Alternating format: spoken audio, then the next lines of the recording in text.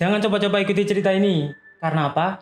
Karena di cerita ini banyak orang yang mendaki sebuah gunung, yang dimana di gunung itu ada sebuah petua yang dilarang untuk melakukan sesuatu hal yang dilarang oleh peraturan sekitar. Dan di cerita ini banyak orang yang mulai melanggar cerita itu dan tidak menggubris cerita itu dan berakhir tragis. Di cerita ini sangat sensitif mungkin ya. Jadi kalau kalian mulai takut atau merasa tidak nyaman, silahkan keluar video ini. Namun kalau kalian berani, langsung aja kita mulai video ini.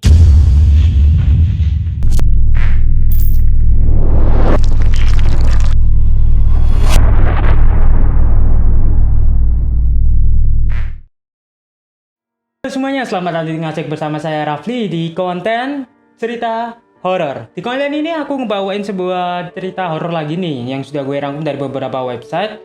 Untuk hari ini aku bawain di video kali ini. Tema video kali ini adalah cerita horor yang berada di gunung di Indonesia.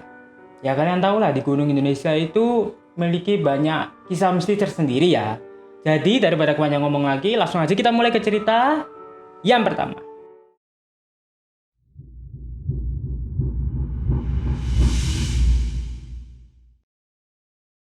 Dengan ketinggian 3.371 meter, Gunung Sumbing ada di antara 3 kabupaten, yaitu Magelang, Tumanggung, dan Wonosobo. Seperti gunung-gunung lainnya, gunung ini memang memiliki panorama yang luar biasa ya, dan menjadi spot favorit untuk pendakian bagi para pendaki yang hobi mendaki. Aku sih. Namun di gunung ini memiliki sebuah petuah, yaitu salah satunya adalah kalian tidak boleh menaiki gunung ini dengan jumlah yang ganjil. Namun ada kumpulan beberapa mahasiswa yang ngeyel tetap berangkat dan menaiki gunung itu dengan jumlah yang ganjil, yaitu 11 orang. Ketika mahasiswa-mahasiswa itu naik di gunung itu, baru seperempat jalan mereka sudah menemui seorang perempuan yang mendaki gunung itu sendirian. Namun di salah satu rombongan pendakian ini ada salah satu seorang wanita yang memiliki indera keenam. Dan wanita ini menyadari kalau ada seseorang yang tidak beres di kelompok ini, yaitu yang baru join tadi itu. Ketika sudah sampai di puncak, anggota ke-12 itu sudah menghilang. Yang anggota yang tadi baru masuk di seperempat jalan itu. Mereka pun beristirahat bersama. Tetapi ada sebuah penampakan yang tidak mengenakan pandangan mereka semua. Yaitu ada sebuah penampakan pocong muncul di antara mereka semua ketika ada sebuah acara, yaitu api unggun. Di salah satu itu ada seorang pocong, sebuah pocong yang ada di lingkaran itu, dan yang menyadari itu cuma ada 4 orang. Salah satunya adalah wanita yang merasakan hal yang tidak beres di cerita yang pertama tadi ya, awal-awal tadi. Nah, wanita ini kan punya indera keenam, jadi dia sadar kalau ada sesuatu yang nggak beres, yaitu sebuah penampakan pocong, dan ada 4 orang ini sadar kalau itu pocong. Dan wanita ini pun meminta untuk semua anggota yang berada di api unggun tersebut untuk berdoa berterima kasih kepada Yang Maha Kuasa karena mereka sudah selamat hingga ke puncak gunung tersebut. Dan tak selang berapa lama, penampakan itu pun hilang. Dan semua itu berkat ucapan rasa syukur dan doa yang sudah mereka panjatkan. Jadi mungkin pocong itu sudah tidak nyaman di sana. Setelah mereka melakukan acara api unggun, mereka kembali ke tenda-tenda masing-masing ya, karena mereka akan istirahat sih lebih tepatnya. Dan keesokan harinya mereka pun bergegas untuk membersihkan daerah tersebut karena sudah mereka pakai. Jadi mereka membersihkan daerah tersebut agar bisa digunakan oleh pendaki yang lain. Setelah itu, ketika para pendaki ini turun, hal tak mengenakan pun mulai terjadi lagi. Yaitu ada cewek nih, cewek yang tadi yang aku pernah ceritain, yaitu cewek yang punya indera keenam. Itu merasakan ada sesuatu yang mengikuti mereka, yaitu sebuah pocong yang di belakang dari keadaan jarak jauh nih. Yaitu memperhatikan dan mengikuti pelan-pelan. Para pendaki ini pun tak menggubris adanya penampakan atau gangguan-gangguan pocong itu ya. Dia tidak peduli, mereka itu langsung pergi ke bawah. Namun ketika sudah sampai di posko, ada sebuah gerbang besar yang memanggil nama mereka. Mereka pun tetap tidak menggubris dan akhirnya turun. Coba bayangin kalau mereka menggubris panggilan dari gerbang tersebut, yang dimana sudah jelas gerbang itu adalah gerbang menuju alam gaib, dan mereka akan bisa tersesat di sana dan tidak akan pernah bisa kembali. Wow, jadi gimana? Apakah kurang serem atau biasa aja? Langsung aja kita mulai ke cerita yang kedua.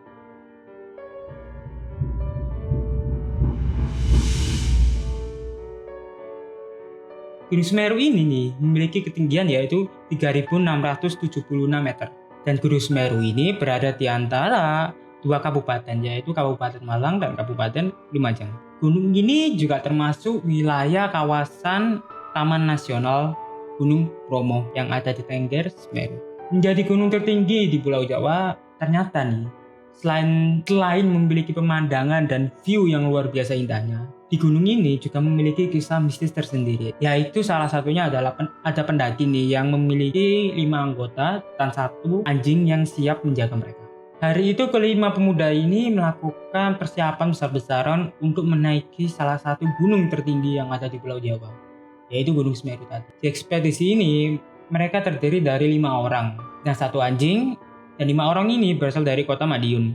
Sesuai dengan jadwal dan persiapannya matang, mereka pun berangkat ke gunung tersebut. Namun, tak lama setelah mereka menaiki gunung tersebut, mereka menemui seorang wanita yang mendaki gunung itu sendirian dan tidak memiliki kelompok. Akhirnya pun dia diajak oleh kelompok yang tadi ini yang beranggotakan 5 orang untuk menaiki gunung ini secara bersama-sama. Dan tak disangka wanita ini ternyata adalah orang yang mudah bergaul dan sangat-sangat ramah. Singkat cerita, tak terasa mereka pun sudah sampai di salah satu pos yang ada di gunung tersebut. Dan kebetulan juga di waktu itu sudah jam-jam malam ya. Jadi mereka terpaksa harus menghentikan ekspedisi ini dulu dan beristirahat. Saat sudah memasuki larut malam nih, mereka pun terlelap. Namun harus ada yang menjaga, yaitu 1 orang dan 1 anjing yang ditugaskan untuk menjaga daerah sekitar dari hewan-hewan buas. Namun tak lama seorang penjaga ini tak sengaja melihat seorang wanita yang tadi itu yang kita bahas, yaitu wanita yang muncul di awal cerita tadi itu yang meminta bergabung. Itu keluar dari tenda dan berjalan keluar dari kumpulan kemah ini. Dia pun berjalan dengan diikuti penjaga ini dan membawa anjingnya. Dia pun berjalan pelan-pelan untuk mengikuti, namun tak disangka penjaga ini kehilangan jejak itu. Penjaga ini pun panik dan mulai membangunkan anggota yang lainnya.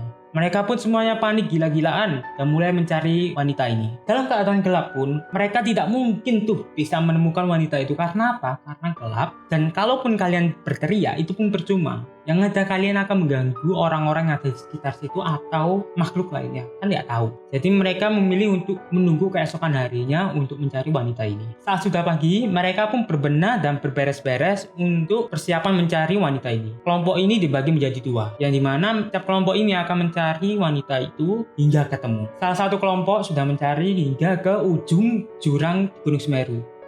Dan tak disangka, di sana mereka itu menemukan sebuah ransel yang mirip dengan wanita yang tadi hilang.